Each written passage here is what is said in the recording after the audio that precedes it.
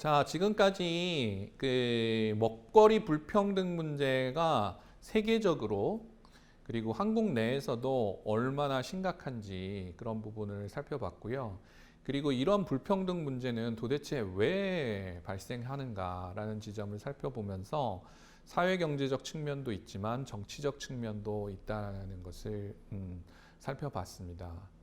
네, 지금은 그 원인을 1차적으로 당연히 불평등은 사회경제적이고 정치적인 것 때문에 왔겠죠. 근데 조금 더 구조적으로 현미경을 대고 들여봐서 이 먹거리 불평등 문제를 해결하는 것들에 어떤 차원이 있는지를 조금 더 살펴보고, 그리고 그러한 문제를 해결하기 위해서는 인권으로서의 먹거리 개념이 되게 중요하다는 얘기를 드리고자 합니다. 이 부분부터는 조금 어려울 수도 있는 부분인데요. 그럼에도 불구하고 제가 최대한 쉽게 말씀드리겠습니다. 사실 우리 사회건 전 세계적으로 누구는 그렇게 잘 먹고 누구는 못 먹고 이런 문제가 발생하는 것. 이것의 근본적인 원인 당연히 제1은 이 국제적인 경제 시스템을 거론하지 않을 수 없습니다. 우리는 사실 광우병 사태 때 이 국제 자유무역이라는 것들이 얼마나 강대국 중심의 그런 어떤 일방적인 체계고 비합리적이며 경제 우선주의, 다른 사회에는 다른 가치들도 있는데 경제 우선주의에 빠져 있다라는 것들을 한번 잘 학습을 했죠. 근데 세계 무역 시스템은 이런 방식으로 지금 돌아가고 있고, 이것이 먹거리 불평등의 아주 큰 요인입니다. 일례로 많은 분들도 이제는 아실 텐데, 이렇게 먹거리가 특정 지역에서는 부족해서 기아에 빠져 있는 분들이 많은데요.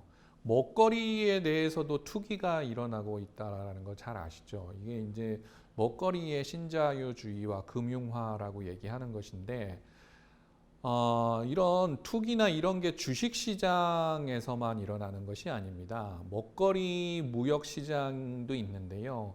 여기에도 가령 밀 한 톤당 얼마 뭐 이런 것들을 투기 자본이 투기를 통해서 그 가격을 결정합니다. 그래서 책상머리에 앉아서 그것의 가격을 결정하는 것들이 어떤 정책 담당자가 아니라 책상머리에서 컴퓨터를 두드리면서 그거 얼마 이렇게 부르는 투기 세력들에 의해서 국제무역의 먹거리 가격들이 결정이 되는 것이죠.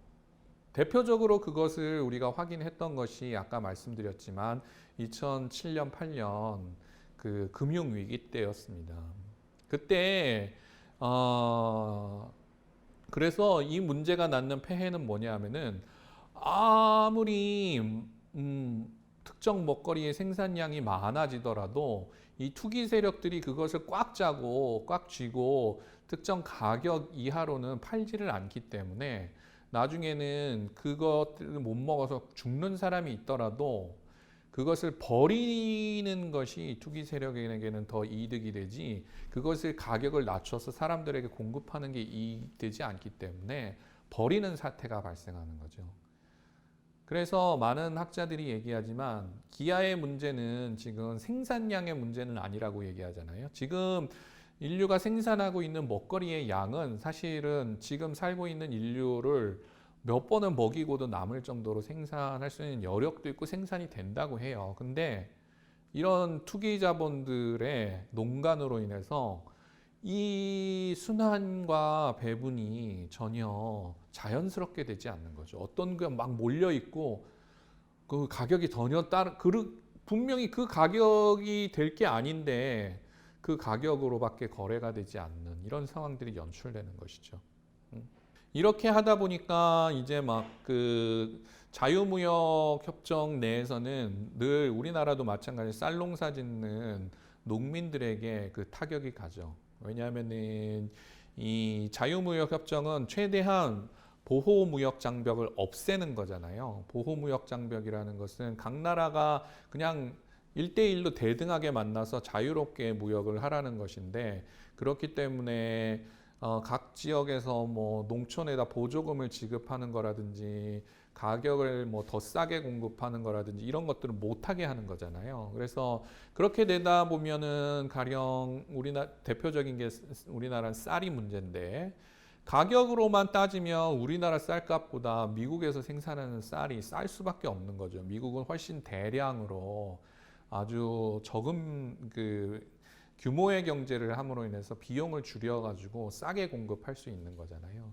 그러면은 그 가격으로만 따지면 미국 쌀을 한국 쌀이 당해낼 수가 없는데, 그런 식으로 전 세계 무역을 그런 보호무역에 대한 장벽을 없앤다는 이유로 그냥 자유롭게 순환해야 된다라고 해서 정부가 행할 수 있는 여러 가지 농업 지원 정책 이런 것들을 못하게 막는 형태로 돼서, 이런 이 자유무역 체계는 어느 나라에서나 농민을 위협하는 체계가 되고 있습니다. 그래서 농민을 위협하는 대신에 거대 기업만 살찌우는 그런 체계가 되죠. 그래서 지금 전 세계적으로 과거에 잘 나가는 기업이 뭐 화석연료를 생산하는 기업이었고, 최근에 이제 떠오르는 기업은 IT 기업들이잖아요. 그런데 진짜 큰 기업들 중에 하나는 이런 식품 기업들입니다. 그리고 농화학 기업들이라고 해서 이런 씨앗들을 가지고 있는, 요즘에는 씨앗도 다 소유권을 기업이 가지고 있는 경우가 많아요. 그래서 농민들이 자기가 경작을 하기 위해서는 로열티를 기업에다가 내고 그 작물을 경작해야 되는 거죠. 씨앗에 대한 소유권, 그 다음에 농약을 어떻게 쓰는 것들 포함해서 농민들이 경작은 하지만 사실은 그와 관련된 것들은 모두 기업에게 사실 저당 잡힌 경우가 많아서, 사실 전 세계적으로 지금 거대 기업의 그런 권력을 행사하는 기업 중에 농화학 기업들, 그리고 이런 기업들은 대부분 이제 생명공학이나 생물공학 하는 것과 연계되어 있는데, 그런 기업들의 권력을 더욱 강화시켜주는 방향으로 가면서 이 먹거리 불평등 문제가 더 심각해지는 것이죠. 두 번째는 관련된 것이기도 한데요. 지금 한국뿐만 아니라 사실 전 세계적으로 토지가 이 상품화되고 금융화되는 추세가 굉장히 강해지고 있습니다. 그래서 막 남아메리카 산림 이런 것들을 기업이 통으로 다 사는 거예요. 거기는 사실은 원주민 땅이었고 국가 국유지였고 이런 것들을 기업이 거기다 뭘 지으려고 사는 게 아니라 그냥 사는 거예요. 그리고 거기다가 저도 사실은 이 투기라는 건 잘 이해를 못 하는데, 일반적인 상식을 가진 사람들은 잘 이해하기 힘든 그런 메커니즘으로 거기다 투기를 해서 땅값을 올리고, 그 땅값을 올린 차액으로 계속 돈을 벌기 위해서 이 토지를 대상으로 한 이 금융화가 엄청 전 세계적으로 심해지고 있습니다. 근데 이것은 경작을 해야 할 토지를 이런 어떤 상품으로 만들어서 더 이상 경작을 못하게 만드는 효과를 내고 있고요. 그리고 그 경작을 하더라도 그렇게 소유권이 농민이나 국가에 있었던 것이 기업이나 아니면 아주 큰 부자들에게 간 것이 되면서 농민들은 소장농 형태로 거기서 일해야 되는 상황이 발생하게 되고, 이런 것들이 먹거리 불평등 체계를 더욱 악화시키고 있는 것으로 나옵니다. 그래서 먹거리 불평등은 이 소비자 차원에서 어떤 먹거리를 먹느냐 차원도 있지만, 사실은 먹거리 생산 시스템 내에서 어떠한 권리 박탈과 불평등이 존재하느냐까지를 포함하는 개념인데, 그러한 차원에서 이렇게 전 세계적으로 농민 권리가 박탈되고 있다는 건 역시 굉장히 큰 문제입니다. 그 다음에 이제 세 번째 구조적인 문제는 먹거리 체계에 너무 이 과잉된 생산 시스템이라든지 아니면 기후 위기로 인해서 생물 다양성과 환경이 지금 굉장히 급속도로 파괴되고 있는데요. 이로 인해서 먹거리 부족 문제도 굉장히 심각해지고 먹거리의 질도 굉장히 떨어지고 있습니다. 그렇기 때문에 이런 양과 질의 문제가 발생해서 불평등 문제도 더 심각해지는 것이죠. 사실 지금 생물 다양성 감소 측면에서 봤을 때, 이 식물 먹거리 부분에 있어서 이 다양성이 줄어든 것이 정말 큰 문제입니다. 사실 인간은 이전에는 굉장히 다양한 식물 자원을 먹었었거든요.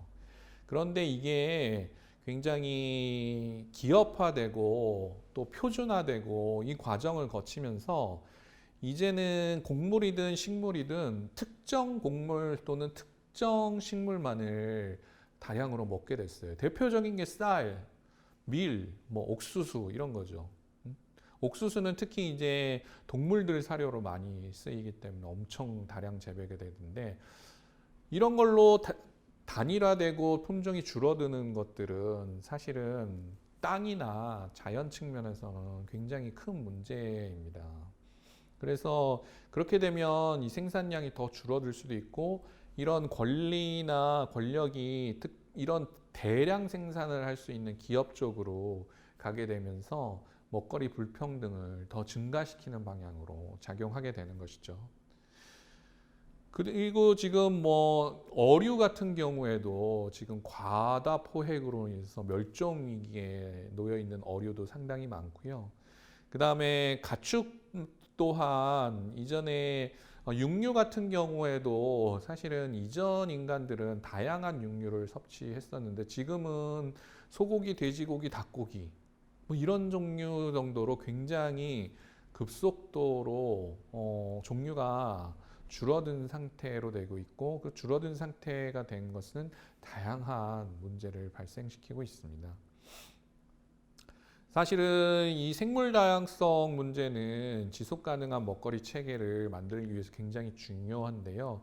지속 가능한 먹거리 체계가 되지 않으면 먹거리 불평등한 문제는 더 심각해질 수밖에 없습니다. 근데 사실 이 부분에 있어서 그래서 원주민의 권리를 보장하는 것이 되게 중요한데요. 앞서서는 먹거리 불평등에 있어서 농민의 권리를 보장하는 것이 되게 중요하다는 말씀을 드렸다면 먹거리 불평등 문제 해결하기 위해서 이 원주민의 권리, 특히 이제 아마존이나 아니면 이런 남아메리카 지역이나 북아메리카 지역에서는 이런 생물 다양성과 또 산림을 지키는 수호자로서 원주민들이 자신의 토착적인 그 문화를 지키면서 이들이 그것을 지켜가는 수호자 역할을 하는 경우가 많거든요. 그래서 대부분의 싸움이 다국적 기업, 그런데 진출해서 그걸 다 밀어버리려는 다국적 기업과 그런 다국적 기업을 후원을 받는 그 나라의 정부 그리고 원주민 이렇게 이제 싸움이 대척점들이 형성되는 경우가 많고 언론이나 이런 것들을 보시면 아시겠지만 안타깝게도 이런 싸움이 일어나는 나라들은 뭐 치안이나 민주주의 이런 것들이 굉장히 취약한 나라들인 경우가 많아서 막 진짜 이런 나라들은 그런 다국적 기업들이 그런 그 암살자 같은 것들을 고용해서 원주민의 리더들을 실제로 살해하고 막 이런 일들이 지금 벌어지고 있습니다. 그래서 그런 일들이 심심치 않게 해외 뉴스에 지금 나오고 있는 거죠. 대명천 이와 같이 전 세계가 일일 생활권이고 민주주의가 있는 이 시대에 아직도 그런 범죄 행위가 사실 벌어지고 있거든요. 있을 수 없는 일인데 그만큼 다국적 기업 입장에서는 그런 오명을 그리고 또 그런 비난을 무릅쓰고서라도 거기서 그 착취를 해야 될 필요성이 크기 때문이죠. 농민 얘기를 잠깐 했지만 조금 더 말씀을 드리면 이러한 다국적 기업 중심의 그리고 먹거리 체계가 금융화되고 상품화되는 이 시스템 내에서 최대의 피해자는 당연히 이제 소농과 소작농들입니다. 한국도 마찬가지지만 지금 전 세계적으로 농업에 종사하는 농민들이 엄청나게 주변화되고 있습니다. 먹거리 생산 체계에 있어서 사실은 빠질 수 없는 이들이죠. 이분들이 없으면 먹거리 생산 자체가 안 되는 것이죠. 굉장히 중요한 노동이고 이 노동에 대한 사회적 가치를 충분히 우리가 평가해 드려야 되는데 한국도 마찬가지지만 전 세계적으로 이 소작농과 소농의 권리는 엄청나게 침해받고 있습니다. 그래서 먹거리 생산은 대부분 이 소농들이 하고 있음에도 불구하고 사실 이익은 다국적 기업이 가져가는 이상한 체계가 지금 되어 있습니다. 그러면서 불평등이 더 심화되고 있고요. 이 정작 이 먹거리를 생산하는 분들은 그 생산물로부터 소외되어 있는, 주변화되어 있는 이런 부작용들이 발생하고 있죠.